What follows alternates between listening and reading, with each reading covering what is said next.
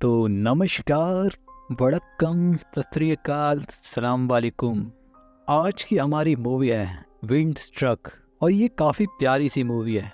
तो चलो यार बिना किसी देरी के मूवी स्टार्ट करते हैं। तो कहानी की शुरुआत में हम एक लड़की को एक बहुत ही ऊंची बिल्डिंग पे खड़ा हुआ देखते हैं और वो उस बिल्डिंग से कूद रही होती है और देखते ही देखते वो वहाँ से कूद जाती है। और अब जब वो नीचे गिर रही होती है तो पीछे से हमें एक आवाज आती है कि इस लड़की का नाम यूजिन है और मैं इस लड़की से प्यार करता था और ये मेरे लिए बहुत ही खास थी। और कहते हैं ना, हर किसी का एक सपना होता है कि वो अपने प्यार के साथ कहीं पर घूमने जाए, और मैं भी गया था। लेकिन इससे पहले कि मैं तुम्हें और आगे बताऊं, मैं तुम्हें बताता हूं कि हम पहले मिले कैसे। और इसके बाद हमें मूवी का एक फर्स्ट सीन दिखाते हैं जहाँ पर एक बुढ़िया भागते हुए चिल्ला रही होती है कि चोर चोर, इसे पकड़ो। और उस बुढ़िया के आगे एक आदमी भाग रहा होता है और उस आदमी के आगे चोर भाग रहा होता है और वो आदमी उस चोर को पकड़ने की कोशिश कर रहा होता है। तभी यहाँ पर वो लड़की यूजिन एक बिल्डिंग से बाहर निकलती है और जब वो उस बूढ़ी लेडी को उस आदमी के पीछे भागते हुए देखती है तो वो उस सिचुएशन को समझती है और अपनी चप्पल निकाल कर उस चोर को मारने की कोशिश करती है, लेकिन वो किसी और के मुंह पर लग जाती है। और इसके बाद ये भाग के जाकर अपनी चप्पल उठाती है और उस आदमी के पीछे भाग जाती है। लेकिन यहाँ पर वो आदमी कहता है कि चोर मैं नहीं हूँ, चोर वो है जो मेरे आगे भाग रहा है, चोर मैं नहीं हूँ। लेकिन यूजिन कुछ समझती नहीं है और वो समझती है कि यही चोर है और वो जाकर इसके ऊपर कूद जाती है और जाकर उसे पकड़ लेती है। इसके बाद ये बोलता है कि मैं चोर नहीं हूँ, चोर और कोई है, चोर कोई और है। पर वो मानती नहीं है और वो उसे पकड़कर थाने ले जाती है। और वहाँ पर हमें पता चलता है कि ये एक पुलिस वाली है और वहाँ पर भी वो उसे बहुत पीटती है। और वहाँ पर भी वो लड़का कहता है कि मैं चोर नहीं हूँ, चोरी किसी और ने की है, मैं तो एक टीचर हूँ, लेकिन मैंने चोर को देखा है और मैं उसका स्केच बना सकता हूँ। लेकिन यूजिन मानने को तैयार ही नहीं होती और दीवार पर लगी हुई एक फोटो से उसकी शक्ल को मैच करने लगती है। और जब उसका चेहरा मैच नहीं होता तो उसे गुस्सा आने लगती है। और तब वो लड़का पेंसिल लेता है और उस चोर की स्केच बना देता है और फिर वो उसकी बात पर यकीन करके इसे छोड़ देते हैं। और इसके बाद जब वो जा रहा होता है उसी गली से, तब उस गली में उसे एक बैग पड़ा हुआ मिलता है और जब ये उस बैग को उठा के देखता है तो ये वही चोरी वाला बैग होता है। लेकिन तभी वहाँ पर पीछे से यूजिन आ जाती है और वो उसे उस बैग के साथ देख लेती है और वो समझती है कि यही चोर है, इसने चोरी करके बैग को यहीं छुपा के रखा था और अब ये माल को यहाँ पर लेने आया है। और अब यूजिन उसे मारकर फिर से थाने में ले जाती है। लेकिन थाने में हम देखते हैं कि पुलिस ने ऑलरेडी उस चोर को पकड़ लिया है। जिसके बाद यूजिन उससे आईडी कार्ड मांगती है और उसके आईडी कार्ड से पता चलता है कि वो वाकई में एक टीचर है जिसका नाम रॉबिन है। जिसके बाद वो रॉबिन को छोड़ देती है। जिसके बाद यूजिन अपने काम पर निकल जाती है और पीछे से रॉबिन उसके ऊपर गुस्से में चिल्ला रहा होता है। अब इसके बाद हम देखते हैं कि हमारे यहाँ पर पुलिस अपना काम करती है और टीचर्स अपना काम करते हैं। लेकिन कोरिया में ऐसा नहीं होता। कोरिया का कल्चर है, यहाँ पर जो टीचर होते हैं उन्हें टीचिंग के साथ साथ रूटीन वॉलंटियरिंग का भी काम करना पड़ता है। उसमें क्या होता है कि टीचर्स पुलिस वालों के साथ एरिया में घूमते हैं और वहाँ पर जो भी गलत हो रहा होता है, जो भी बच्चे गलत कर रहे होते हैं, उन्हें समझाते हैं। उनका ये काम रहता है। तो आज हमारी रॉबिन की ड्यूटी होती है और वो पुलिस थाने में जाता है। लेकिन आज थाने में वहाँ पर कोई भी नहीं होता, सब अपनी अपनी ड्यूटी पे गए होते हैं। तो थाने में उस टाइम जो लेडी होती है वो रॉबिन से कहती है कि आप अभी वेट करो, एक ऑफिसर अभी हमारी खाली है, आप उसके साथ जा सकते हो। और जब वो ऑफिसर आती है तो वो यूजिन ही होती है और उसे देखकर रॉबिन घबरा जाता है और उनसे कहता है कि मैं इसके साथ नहीं जाऊंगा। लेकिन यूजिन यहाँ पर जबरदस्ती उसे पकड़कर ले जाती है। और इसके बाद रॉबिन और यूजिन साथ में रास्ते में चलते हुए देखते हैं कि कहीं कोई क्राइम तो नहीं हो रहा। और उसके बाद वो कुछ बच्चों को देखते हैं जो कि बियर पी के सिगरेटों को रास्ते में फेंक देते हैं। जिस पर यूजिन गुस्सा हो जाती है और उनसे कहती है हमें शहर को साफ सुथरा रखना है, इसे अभी यहाँ से उठाओ। लेकिन वो बच्चे उसे गाली देकर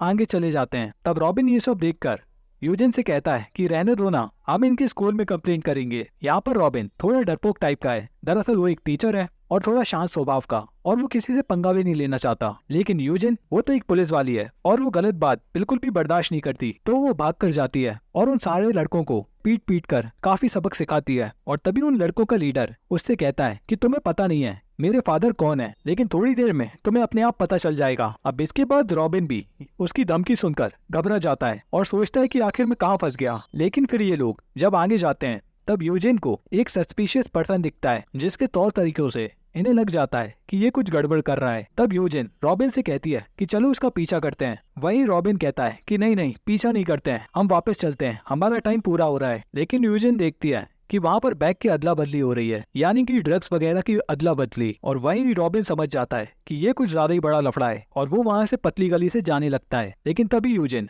अपने और उसके हाथ पर एक हथकड़ी लगा देती है, जिसका मतलब अब रॉबिन कहीं भी नहीं जा सकता। और उस हथकड़ी की चाबी वो अपने पॉकेट में रख लेती है। और इसके बाद वो लोग उस आदमी का पीछा करते हुए जहाँ पर वो देखते हैं कि वो आदमी एक दीवार कूदकर एक वेयर हाउस जैसी जगह पर जा रहा है। और उसके बाद यूजिन भी उस दीवार पे चढ़ने की कोशिश करती है और ये सब वो रॉबिन की हेल्प से करती है। और रॉबिन नीचे खड़ा होता है और उसी की पीठ पर चढ़कर वो दीवार पर चढ़ जाती है। और फिर रॉबिन ऊपर चढ़ के दूसरी साइड उतरता है और फिर ये रॉबिन की पीठ पर चढ़कर नीचे उतरती है। और फिर ये लोग अंदर जाते हैं और अंदर जाके इन्हें समझ में आ जाता है कि अंदर काफी सारे लोग हैं। और यहाँ पर रॉबिन यूजिन से कहता है कि हमें बैकअप बुला लेना चाहिए, लेकिन यूजिन कहती है कि नहीं, बैकअप का टाइम नहीं है, जब तक हम बैकअप बुलाएंगे तब तक ये यहाँ से भाग जाएंगे। और यूजिन यहाँ पर गेट में लात मारकर बंदूक लेकर अंदर चली जाती है। और अब एक पुलिस वाली को वहाँ पर देखकर जो अंदर दो गैंग होती हैं वो आपस में एक दूसरे को दोष देने लगते हैं कि तुमने पुलिस बुलाई है, तुमने हमें धोखा दिया है। और फिर उनके आपस में गोलीबारी होने लगती है, जिसमें बहुत सारे लोग घायल हो जाते हैं। और तभी वहाँ पर बहुत सारी पुलिस आती है और इन्हें पकड़ लेती है। और अब यहाँ पर यूजिन बहुत खुश होती है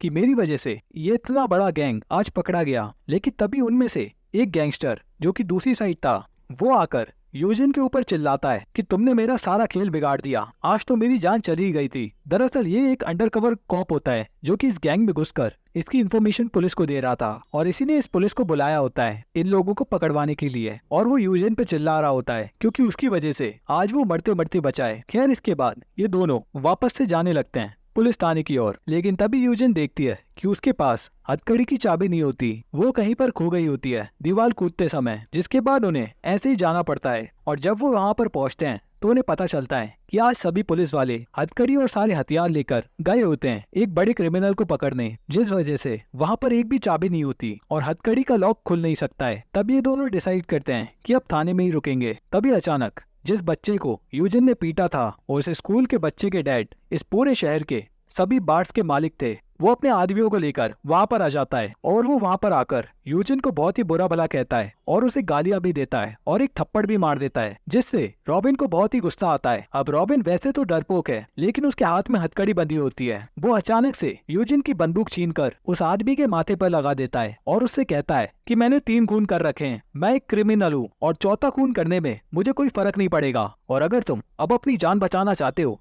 तो अभी के अभी घुटनों के बल बैठो और इससे अभी के अभी माफी मांगो। मैं औरत की बेइज्जती बिल्कुल भी बर्दाश्त नहीं कर सकता। अब रॉबिन इतनी अच्छी एक्टिंग करता है कि वो लोग भी इसे सचमुच का सीरियल किलर समझने लगते हैं और वो लोग घुटनों के बल बैठकर यूजिन से माफी मांगते हैं और वहाँ से चले जाते हैं। अब इस इंसिडेंट के बाद यूजिन को भी रॉबिन अच्छा लगने लगता है, जिसके बाद ये दोनों हंसते हैं और डिसाइड करते हैं कि आज रात वो स्टेशन पे ही सोएंगे, क्योंकि चाबी इनके पास थी नहीं और हथकड़ी के साथ ये दोनों किसी एक के घर जा भी नहीं सकते थे। तो ये लोग थाने में ही रुक जाते हैं और वहाँ पर बहुत प्यारा सा मूवमेंट होता है, जहाँ पर हम देखते हैं कि यूजिन नींद में अपनी हथकड़ी उतारती है और फिर से वापस से पहन लेती है। और थोड़ी देर में जब रॉबिन उठता है तो वो अपने एक हाथ से अपने गोटे को जाता है और उसके साथ साथ यूजिन का हाथ भी आ जाता है और वो रॉबिन के ऊपर चिल्ला पड़ती है, जिसके बाद रॉबिन जल्दी से रजाई में घुस जाता है। तो अगले दिन जब सारे पुलिस वाले आते हैं तब चाबी से इनकी हथकड़ी भी खुलती है और उसके बाद ये नॉर्मली अपने काम में लग जाते हैं, जहाँ पर यूजिन अपने पुलिस वाले काम में लगती है और हमारा रॉबिन अपनी टीचिंग में बिजी हो जाता है। लेकिन कहीं ना कहीं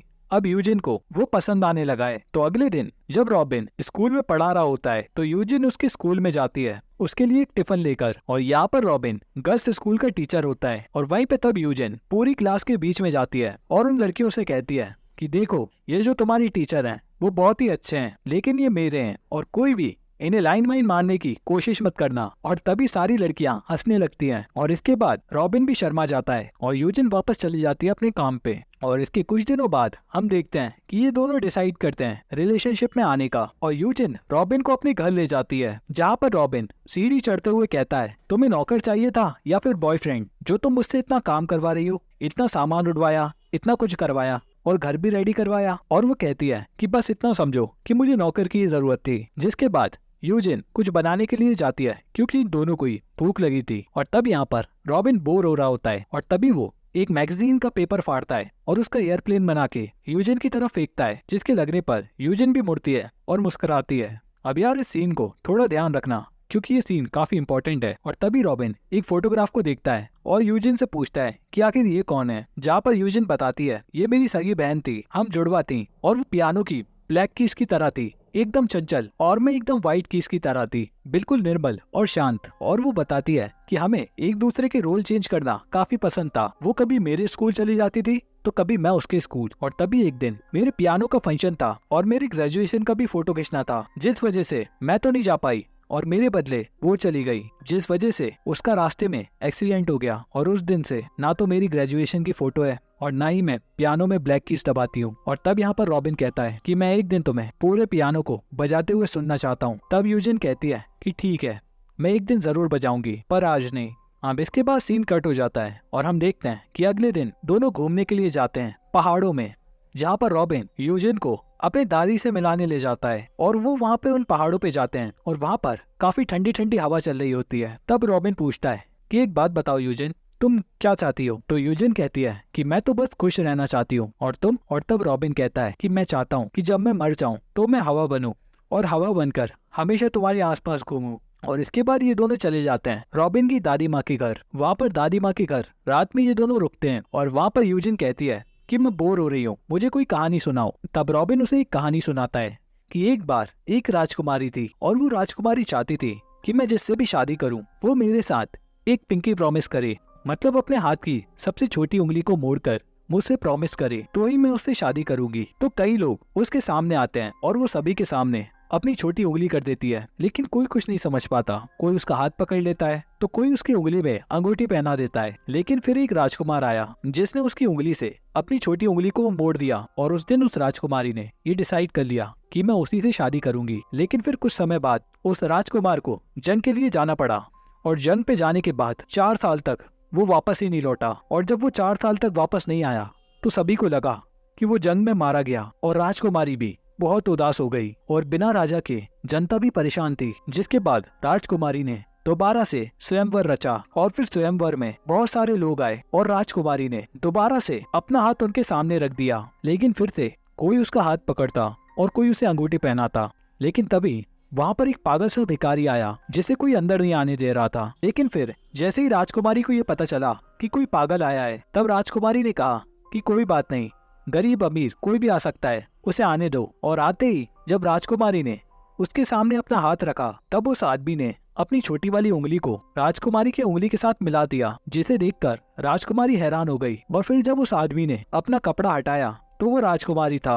और फिर राजकुमार ने उसे गले लगा लिया और फिर उसे गले लगाने की वजह से राजकुमारी को भी खुजली होने लगी, क्योंकि वो कई दिनों से नहाया नहीं था। और इसके बाद वो लोग रात में सो गए। लेकिन फिर रात में राजकुमारी को लगा कि राजकुमार जा रहा है, तो वो भागकर राजकुमार के पास गई। और तब राजकुमार ने कहा कि देखो, मैं तुमसे मिलने आया था और आज मेरी मौत को 49 डेज हो चुके हैं और आज 49 डेज बाद मैं तुमसे मिलने आया था और अब मैं यहाँ से जा रहा हूँ, तो हमेशा खुश रहना। और ये कहकर वो वहाँ से चला जाता है। जिसके बाद अगले दिन ही सैनिकों को राजकुमार की लाश मिल जाती है और राजकुमार की लाश देखकर राजकुमारी बहुत रोती है और जहर पीकर उसी लाश के बगल में लेट जाती है। इसके बाद वो अपने हाथ की छोटी उंगलियों को मिलाकर मर जाते हैं। और अब ये स्टोरी सुनकर यूजिन को काफी दुख होता है और वो रॉबिन से कहती है कि ये तो बहुत ही दुखद स्टोरी है, लेकिन इन दोनों का प्यार तो सच्चा था। वो भले ही एक साथ जी नहीं पाए, लेकिन वो साथ में मरे तो। और वो रॉबिन से पूछती है कि क्या वाकई में 49 डेज बाद कोई वापस आता है? तब रॉबिन कहता है कि देखो, आते तो होंगे, ये कहानी ऐसे ही तो नहीं होगी।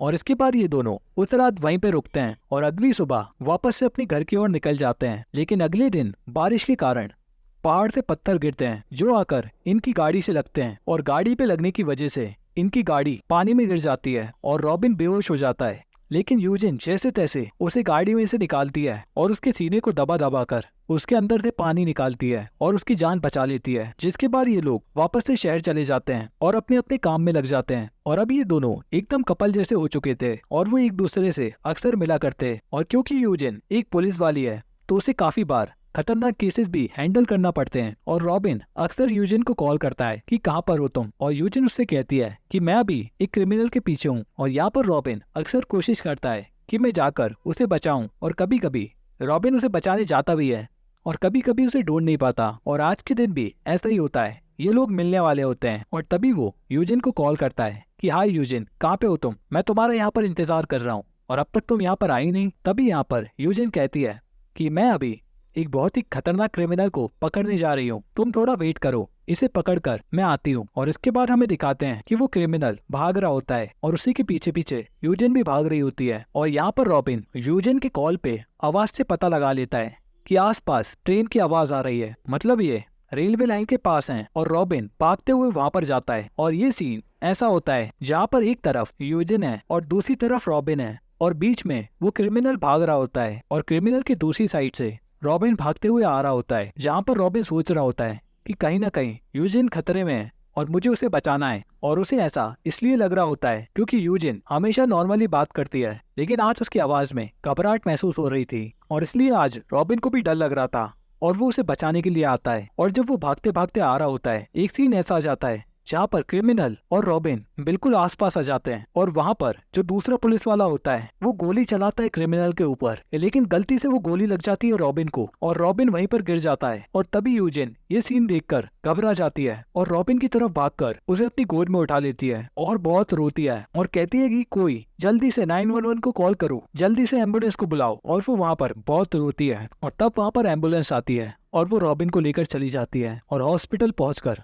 पता चलता है कि रॉबिन की डेथ हो गई है, जिससे यूजिन बहुत ही ज्यादा उदास हो जाती है और ये अपनी गन अपने सर पे लगाकर सुसाइड करने की कोशिश करती है। लेकिन तभी वहाँ पर पुलिस वाले उसे रोक लेते हैं। लेकिन अगले ही दिन वो जहर पीकर रॉबिन की लाश के बगल में लेट जाती है, बिल्कुल वैसे ही जैसे उस कहानी में उंगली क्रॉस करके वो राजकुमारी लेट गई थी। पर यहाँ पर डॉक्टर यूजिन को बचा लेते हैं उसे उल्टी वगैरह करवाकर, जिसके बाद यूजिन छत के ऊपर चली जाती है सुसाइड करने के लिए। और यहाँ पर ये छत पे जाकर कूदने वाली होती है, लेकिन तभी वहाँ पर दो बच्चे आते हैं और वो उससे कहते हैं कि दीदी, ओए दीदी। और वो उनसे पूछती है कि क्या है। तब उनमें से एक लड़का कहता है कि दीदी आप कूद ही रही हो तो एक काम करो, आपके पास जो पैसे हैं वो हमें दे दो। तब यूजिन कहती है कि चल कोई पैसे नहीं है मेरे पास, यहाँ पर मैं मरने जा रही हूँ और तुम्हें पैसे की पड़ी है। लेकिन वो लड़के कहते हैं कि दीदी आप तो वैसे भी मरी जाओगी, तो फिर वो पैसे क्या काम के, हमें ही दे दो वो कुछ पैसे। और इसके बाद वो दूसरा लड़का कहता है कि दीदी आप तो इतनी मस्त हो और हमने अपनी जिंदगी में किसी के साथ कुछ किया भी नहीं है, अब आप तो मरने ही जा रही हो तो हमें एक किस भी दे दो। अब उनकी इस बात पर यूजिन को बहुत ही गुस्सा आता है और वो वापस से रेलिंग कूदकर उनके पीछे जाती है और उन्हें पकड़कर उन्हें बहुत मारती है। और अब मार खाने के बाद वो दोनों कहते हैं कि हमें माफ कर दो दीदी, हम तो अपना घर छोड़कर आए थे, सोचा था बहुत पैसे कमाएंगे और अब हमें कोई पढ़ाई लिखाई नहीं करनी। तब यूजिन उससे कहती है कुछ है तुम्हारे पास, कुछ खाया तुमने। तब वो दोनों कहते हैं कि नहीं हमने कुछ नहीं खाया। जिसके बाद यूजिन उन दोनों को बैठाकर खाना खिलाती है और उन्हें कुछ पैसे देकर उनसे कहती है कि अब दोनों चुपचाप घर जाओ। जिसके बाद वो दोनों उसे थैंक यू कहते हैं और इसके बाद यूजिन वापस से एक ऊंची सी बिल्डिंग की छत पे आती है और इस बार वो आकर कूद ही रही होती है। और इसके बाद यहाँ से वही फर्स्ट सीन आ जाता है जो सीन हमने मूवी के स्टार्ट में देखा था, जहाँ पर एक ऊंची बिल्डिंग से वो कूद रही होती है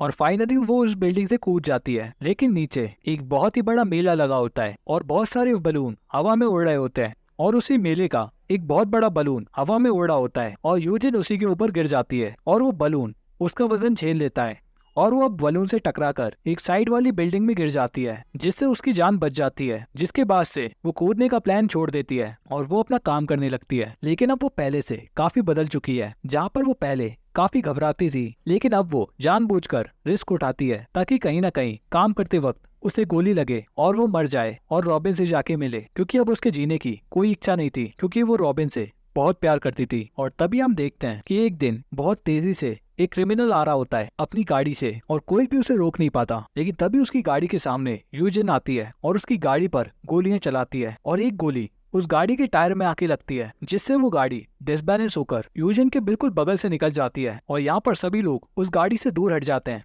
क्योंकि उस गाड़ी से पेट्रोल लीक हो रहा होता है और उस गाड़ी में आग भी लगी होती है। लेकिन यूजिन बिल्कुल भी नहीं डरती और वो क्रिमिनल का हाथ पकड़ती है और उसे घसीटते हुए कार से बाहर ले आती है और उसे पैर से दबाती है। और तभी पीछे गाड़ी ब्लास्ट हो जाती है और सभी वहाँ पर घबरा जाते हैं और सभी नीचे झुक जाते हैं। लेकिन यूजिन बिल्कुल भी नहीं घबराती और सीधी खड़ी होती है क्योंकि मौत का डर उसके अंदर से हट चुका था। और तभी हम देखते हैं कि अगले सीन में यूजिन एक क्रिमिनल का पीछा कर रही होती है, जहाँ पर उसे न्यूज मिली थी कि एक शॉपिंग मॉल के नीचे एक क्रिमिनल ने एक बच्चे को किडनैप किया है। और यहाँ पर यूजिन भागते हुए उसके पीछे जाती है उसे पकड़ने के लिए। लेकिन यहाँ पर वो क्रिमिनल बच्चे को रोड की तरफ करके उस ट्रॉली को रोड की तरफ धकेल देता है और जब यूजिन बच्चे की तरफ उसे बचाने जाती है तभी वो क्रिमिनल यूजिन को गोली मार देता है। और जब वो क्रिमिनल लिफ्ट से जा रहा होता है तभी लिफ्ट के अंदर से एक और पुलिस ऑफिसर निकलता है और उस क्रिमिनल को गोली मार देता है। और यहाँ पर वो क्रिमिनल तो मर जाता है और यूजिन यहाँ पर हॉस्पिटल पहुंच जाती है। और यहाँ पर हॉस्पिटल में उसकी जांचें होती हैं और उसके अंदर से गोली निकाल ली जाती है और यहाँ पर उसकी जान भी बच जाती है। लेकिन फिर वो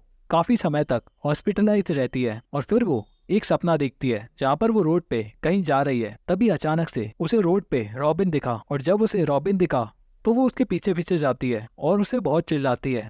लेकिन रॉबिन उसकी एक नहीं सुनता और फिर वो भागकर जाकर रॉबिन को रोकती है। और तब रॉबिन उससे कहता है कि देखो वो रॉबिन जा चुका और अब मैं कोई और हूँ और अब मुझे भूल जाओ और अपनी जिंदगी में खुश रहो। पर यहाँ पर यूजिन उसकी बात नहीं मानती और उससे कहती है कि नहीं, मैं तुम्हारे बिना नहीं रह सकती। लेकिन रॉबिन कहता है ये बचपना बंद करो, अब तुम बड़ी हो चुकी हो, ऐसी बेवकूफ़ी मत करो। जिसके बाद रॉबिन भागकर एक बस में चढ़ जाता है और यहाँ पर यूजिन बस का पीछा करते हुए रोते हुए रह जाती है। और तभी अचानक से इसे होश आता है और ये अपने आप को हॉस्पिटल में देखती है और वो उठकर देखती है कि आज कितनी तारीख है। और हॉस्पिटल में जो तारीख होती है वो जब से हीरो मरा था और आज तक 49 डेज हो चुके होते हैं। और जो रॉबिन ने उसे कहानी सुनाई थी उस कहानी में भी यही दिया होता है कि 49 डेज बाद वो राजकुमार आता है और ये समझ जाती है कि अगर वो कहानी सच है तो आज रॉबिन उससे मिलने जरूर आएगा। और अब जब वो यहाँ से डिस्चार्ज लेकर अपने घर जा ही रही होती है तो रास्ते में वो देखती है कि एक एरोप्लेन उड़ रहा होता है। तो वो उस एरोप्लेन का पीछा करती है और वो देखती है कि वो एरोप्लेन उड़ते उड़ते एक जगह पर जाके गिरता है। और जब वो उसे उठाती है तो वो एरोप्लेन बहुत ही जाना पहचाना लगता है। जिसके बाद जब वो अपने घर जाती है तो वो उस मैगजीन को ओपन करती है जिसका पेपर फाड़कर रॉबिन ने वो एरोप्लेन बनाया था। और जब वो उस पेज को मैच करती है तो वो हूबहू वही पेज होता है। और इससे वो समझ जाती है कि कुछ तो गड़बड़ है, कुछ तो बात है, वरना यही प्लेन मेरे पास क्यों आया। और फिर यूजिन को याद आता है कि रॉबिन ने कहा था कि मैं विश करता हूँ कि अगर मैं मरूं तो मैं हवा बनना चाहता हूँ और हवा बनकर तुम्हारे आसपास रहना चाहता हूँ। और वो समझ जाती है कि वो हवा बन चुका है और वो उसके आसपास ही कहीं है। और फिर वो बहुत सारी फिरकियां बनाती है जो कि हवा से घूमती हैं। और इसके बाद वो उसका इंतजार करती है उसके आने का और वो उसे काफी ज्यादा पुकारती है। और तभी घर में बहुत तेज हवाएं चलने लगती हैं और वो समझ जाती है कि वो आ गया। और हवा के चलते चलते अचानक से वहाँ पर रॉबिन आ जाता है और वहाँ पर वो उससे मिलता है और यूजिन उसे गले लगा लेती है और वहाँ पर बहुत रोती है और उससे कहती है कि प्लीज मुझे छोड़कर मत जाओ, तुम्हारे बिना मेरा क्या होगा और मैं तुम्हारे बिना नहीं रह सकती। और तब यहाँ पर रॉबिन उससे कहता है कि देखो मेरा समय हो चुका है, अब मुझे जाने दो और मैं आज तुमसे आखिरी बार मिलने आया था और मैं तुमसे यही कहने आया था कि मैं तुम्हारे हमेशा साथ हूँ हवा बन के और मैं तुमसे दोबारा मिलूंगा बिल्कुल मेरी तरह एक पवित्र इंसान के अंदर एक सच्चा और अच्छा इंसान बन के। और जब भी मैं तुम्हारे पास आऊंगा यानी कि वो सच्चा इंसान तुम्हारे पास आएगा तो आसपास हवाएं चलने लगेंगी और मैं तुम्हारे कान में आकर बोल दूंगा कि यही है वो और उससे तुम समझ जाना कि ये वही है। लेकिन यहाँ पर यूजिन मानती नहीं है और बहुत रोती है और उससे कहती है कि प्लीज मत जाओ, प्लीज प्लीज प्लीज प्लीज मत जाओ। लेकिन रॉबिन कहता है कि रो मत, मैं तुमसे जरूर मिलूंगा। लेकिन रॉबिन को जाना पड़ता है और वो उससे कहता है कि मैं तुमसे जरूर मिलूंगा और जब वो सही इंसान तुम्हें मिलेगा तो मैं तुम्हारे कान में भी बोल दूंगा और उसके कान में भी। और इसके बाद रॉबिन वहां से चला जाता है और यूजिन वहां पर रोती रह जाती है। और इसके बाद कुछ दिन बाद दिखाया जाता है कि यूजिन एक प्लेटफॉर्म पर खड़ी होती है और वहां से वो जाकर ट्रेन को देख रही होती है कि ट्रेन आ रही है कि नहीं आ रही है। लेकिन तभी वहां पर ट्रेन आ जाती है और तभी एक लड़का उसे साइड में खिसका लेता है, उसकी जान बचा लेता है। और तभी अचानक से हवाएं चलती हैं और तभी उसके कान में कुछ विस्परिंग की आवाज आती है और ये समझ जाती है कि ये वही लड़का है। तो और यही होता है इस कहानी का दी एंड। तो मैं मिलता हूँ तुमसे एक और नई कहानी के साथ, तब तक के लिए गुड बाय, वालेकुम सलाम, सायोनारा सायोनारा सायोनारा, बाय बाय।